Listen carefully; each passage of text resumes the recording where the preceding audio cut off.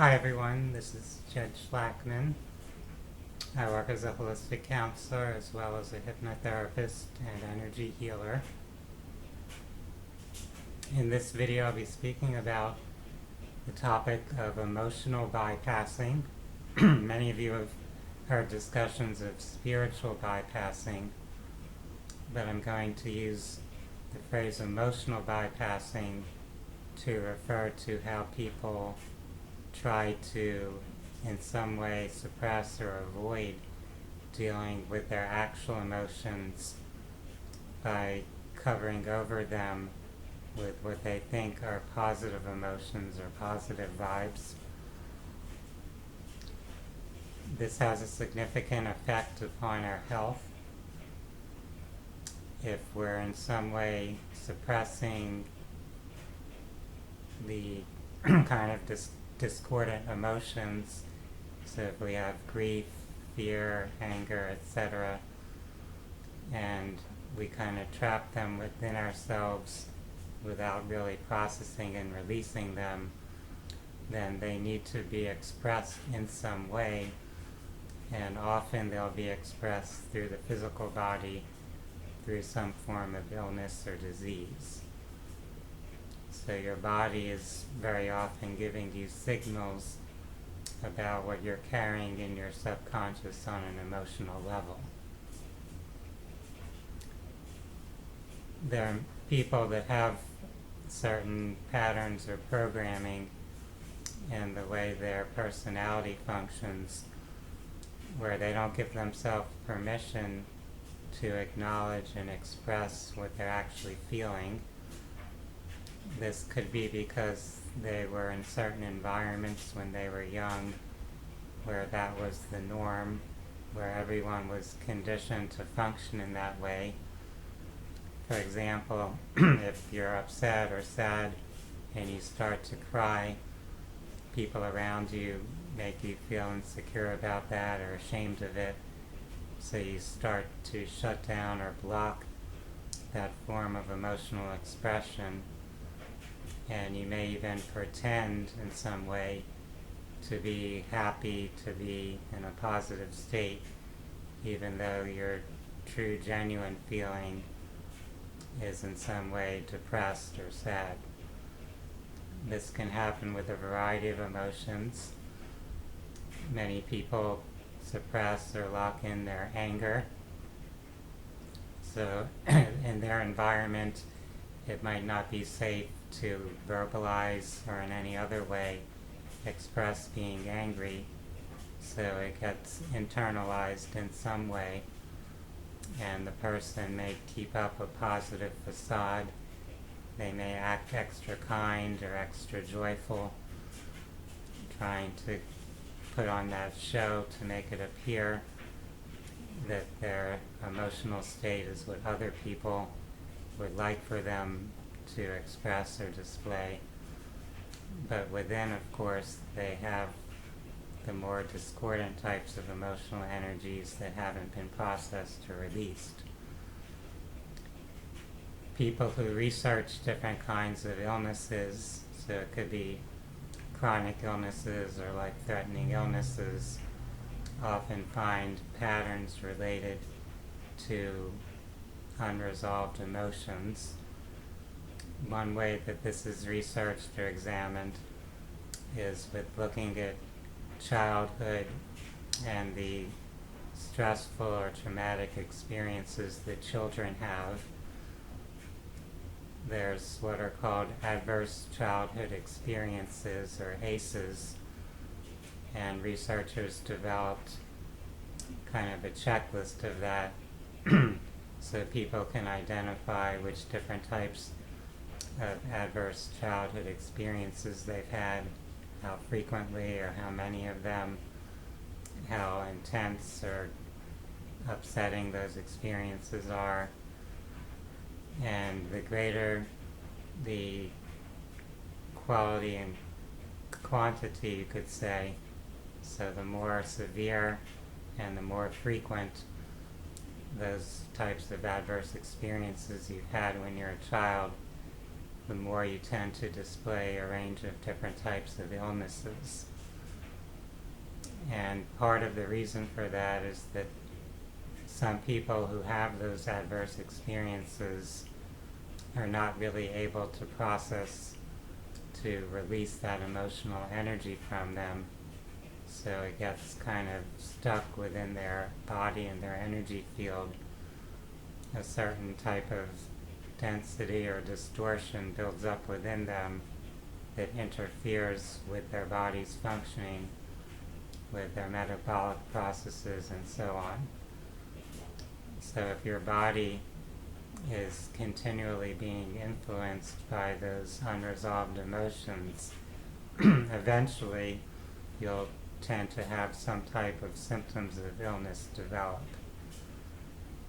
So this is why I encourage people to not focus solely on being in a, quote, positive emotional state. We can cultivate that. We can spend time finding things that we love and appreciate, things that bring us peace or calmness. But that doesn't substitute for actually working through the emotions from unpleasant experiences that you've had. So you don't want to just cover those up. You actually want to allow them to come through and flow and release and have some form of resolution, the opportunity to truly let go of those past experiences, to not have them continually active or imprinted on your subconscious level. So give yourself the opportunity to feel anger, to feel grief, to feel sadness, to feel fear, resentment, betrayal, whatever emotions you might have gone through at different times. You don't want to deny that. You want to be able to face it and be present with it and let that flow through you in some way or be expressed in some way. You can find various safe ways, constructive ways to process those emotions and to not hold on to them continually. It might be through writing, journaling, through music, art, singing, poetry, whatever way you find that helps you share emotions can be useful. Also, just allowing the energy to come through. Sometimes it has to come through your body, where your body needs to kind of move and shake and twitch and release those pent-up energies. Sometimes you might need to cry to let your emotions out through tears flowing. There's a variety of ways people find that are effective and valuable to release emotions. There may also be things you need to carry out or take action on in your life. So if you're upset with someone in your life, sometimes you need to actually verbally express it to that person or confront them about a behavior or something they're doing that's affecting you. Sometimes you might need to change your course of action in life. You might need to shift the way you're handling certain situations rather than just continuing to get upset or angry about something. So there's different practical things we might need to do or learn based upon our emotions and our past experiences. If we just pretend those things don't exist, we might miss the lesson. We might neglect to actually make a change in our life. We might just be complacent, pretending everything's okay, pretending that we're happy and joyful, pretending by being kind and pleasant to someone that we're holding some resentment toward.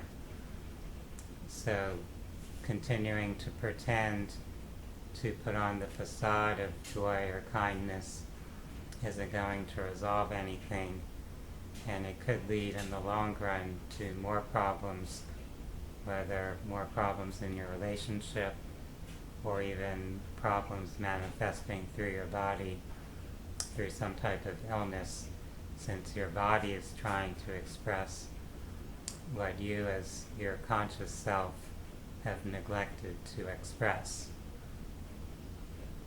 So with many issues in psychology and spirituality, we need to find sort of a balance or more of a wholeness in how we look at them. And this is one area where that's the case. People are often taught to lift their energy, to raise their vibration, to just focus on positive emotional states. But if you're doing that in a way where you're being inauthentic and not really having integrity with what's truly there, with what you're actually feeling, then you're actually creating an additional problem or challenge on top of the original emotional distress. So rather than being in denial, take some time to be present with yourself, honest with what you're feeling, and use different practices and approaches to help those emotions flow through, to help them move and release, and also to work on the underlying beliefs, the patterns in your consciousness that might fuel those emotions and might create a chronic type of emotional reaction in your life where you might be able to come to a place where something is not as emotionally overwhelming anymore. I hope that this discussion is giving you some insights, some things to contemplate about your personal experience, as well as how you relate to other people, to what they're presenting, either on the surface or underneath with their emotions. So you might encounter other people who seem to be acting or presenting a surface emotional state that's not congruent with what they're truly feeling within. And sometimes you'll notice cues of that, where something feels off, where they're acting pleasant, where they're treating you in a very kind, friendly, pleasing kind of way, but underneath that they're harboring some type of resentment or anger toward you. So these things come up a lot in relationships, and it's helpful to be aware of what's happening, to understand how people are either processing their emotions or are hiding and suppressing them. For those that are interested in additional holistic health and spiritual resources, you can watch other videos I've done on these topics, and you can also find resources on my website, phinsights.com. That's phinsights.com. For now, I wish each of you a wonderful day. Namaste.